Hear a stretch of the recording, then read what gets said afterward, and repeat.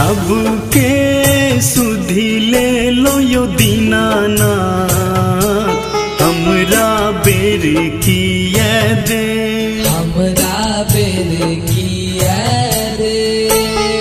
भोरे सा दरस लेबे कली छी, अर्घ के भारा हलबे, अर्घ के भारा हलबे। सबके सुधि ले लो यो दीनानाथ, हमरा बेर किए दे, हमरा बेर किए दे। भोरे सा दरस लेबे कली छी, अर्घ के भारा हलबे, अर्घ के भारा हलबे।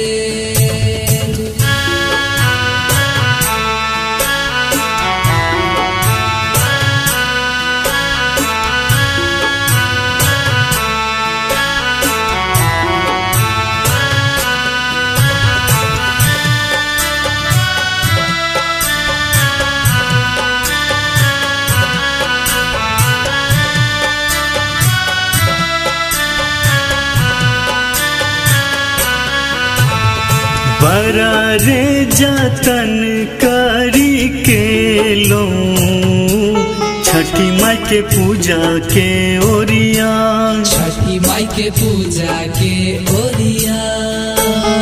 घाट के सुंदर सा निपलो, चकमक सजेलो सब सामान, चकमक सजेलो सब सामान। वंदन छठी माई के गेलो, जय जय छठी माई भगवान, जय जय छठी माई भगवान।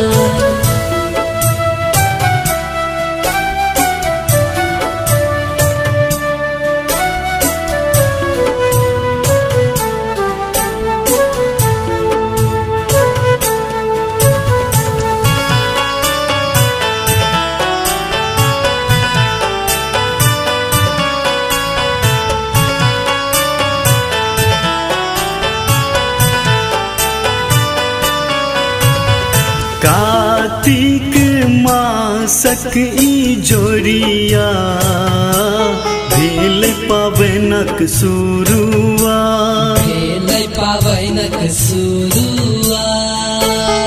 षष्ठी के साझक अर्घ दे, दिनकर अहि के नमस्कार, दिनकर अहि के नमस्कार। सप्तमी भोरे पूजन करब, कल जोरी जल हो अब ठार, कल जोरी जल हो अब ठार।